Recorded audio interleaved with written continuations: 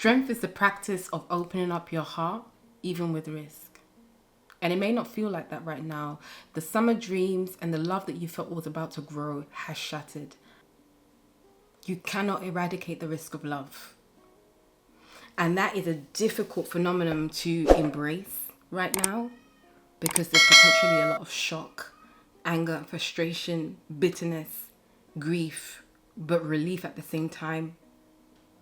Give yourself permission to be. Give yourself the permission to be.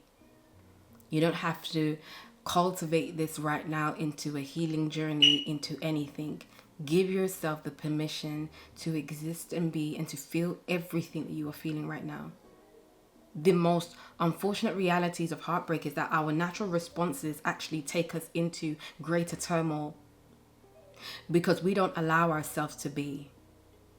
Many of the behaviors and the habits we typically adopt during heartbreak to cope deepen our emotional pain, deepen the delay of our recovery, enable the delay of our recovery, leading to long-term mental and emotional health issues and challenges.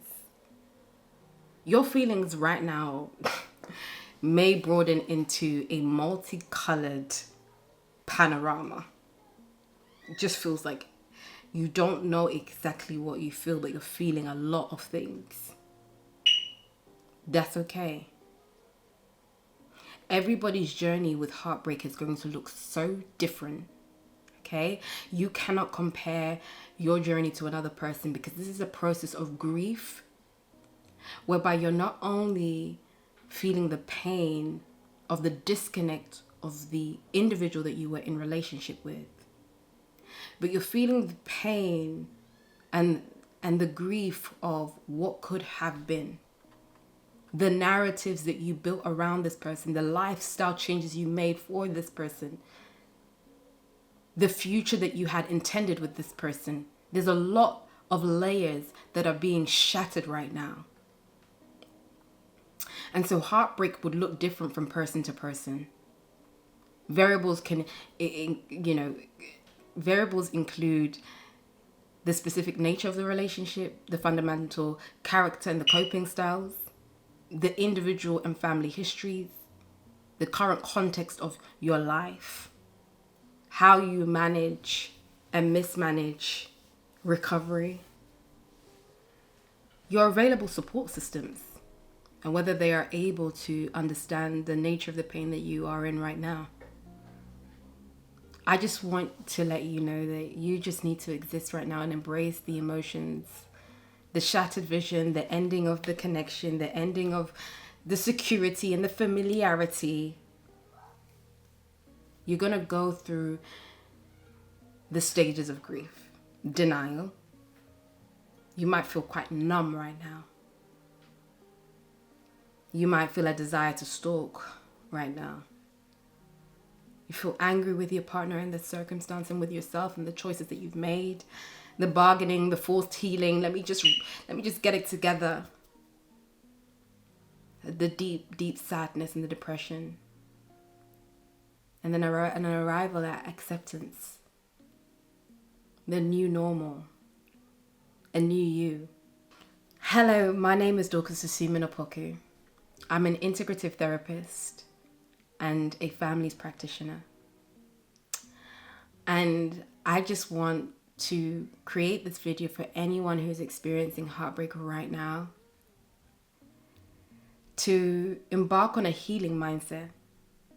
A healing mindset that allows your emotions to exist, but also the journey as you allow your emotions to pass through in waves in your body. And as the days go by, to actually begin to go on a journey of revisiting the good and the bad. Now, if you're freshly heartbroken, you may not be able to start this now, but it's something to be mindful of. It's always good to reflect and learn from the past. You know, many of the times we say that experience is a great teacher, but only if we truly and objectively learned from the experience. Sometimes we're just repeating the cycles of what was. On the journey of revisiting the good and the bad of this relationship, I want to ask you some questions. Who are you right now? And are you an individual who's worthy of love? Who were you before this relationship? And what motivated you to enter this relationship with this individual? What was happening in your life prior to this relationship? How were you emotionally and mentally at the time that you embarked on this relationship? Describe this individual and what were your hopes, dreams, and expectations of this relationship? What did you learn from this person? What did you grow? How did you grow? Did you grow? Do you feel like that relationship energized you? It promoted your spiritual growth? It promoted you in different areas of your life? Or did it take and subtract? In what areas did it take and subtract? Now, it's so important that we actually go back and do a reflection piece, because then we can go back with an objective mind as to what took place and what would I want to do differently. How would I better honor myself in the future? What are my values and what are my standards, and were they slipping in this dynamic or were they upheld? And then I want you to then rebuild safety with yourself. And I'm talking about the sanity of your mind, your body. Because when you are aware of your own values, when you are clear on what your values are and what you desire outside of a relationship, what are the 3 words that actually describe who you are? You can go into the world actually reconnected. You are actually an integrated individual, an individual with integrity. You now have a measuring point when you're interacting with people, different people, what the core consistent elements of you are.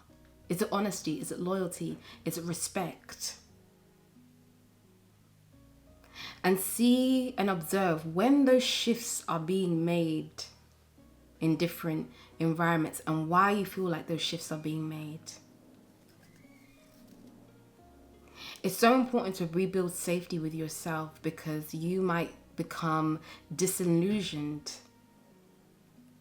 with what a person was saying about you, what you were saying about you, and how you were actually showing up. And in order to truly move forward, you have to learn to build trust with yourself. And I think the process of heartbreak and the shattering and the grief is the importance of safety and security, and we have to start within.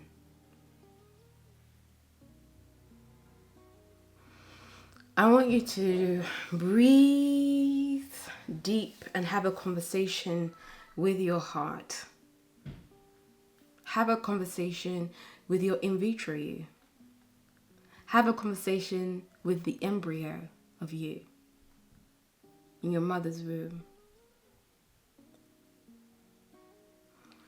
What do you want for yourself in this life in your mother's womb? What would you give yourself? Is it compassion? Is it love? Is it care? Is it support? Have that conversation with yourself. We get so attached to individuals and so merged that we can't see ourselves anymore. And I want you to go back and to see yourself in the past, but also in the present and in the future. What are your longings? What are your needs? In this time, it's going to be so important that you reconnect with others. You build a circle of emotional support, of people who care about you and your well-being, who want to see you heal and who want to see you grow and who want to see you in full joy, peace, and love. There is no healing truly in isolation or in solitude. We start in the beginning by ourselves, but the test of our healing is truly in relationships. In our ability to seek and ask for what we want and what we need and what we're longing for. And then seeking forgiveness.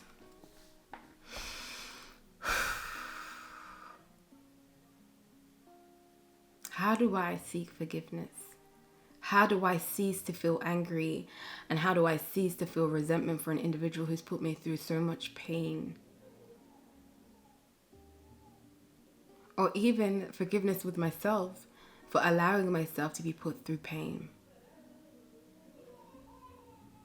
that was unwarranted. Remember, forgiveness is not reconciliation. This is not a process of trying to get back or trying to make amends necessarily. But it's the process of being able to let go. You must first be able to, in the process of seeking forgiveness, uncover, gain insight into whatever and what the injustice was, and how the injustice came about, and what was the subsequent injury to yourself. How has it compromised your life or their life? Gain an accurate understanding of what forgiveness truly is, and make a commitment to forgive based on that understanding. Trying to view the offender in a new light. A part of the story, a part of your journey to true attunement with yourself. You have to admit the shame that you are experiencing.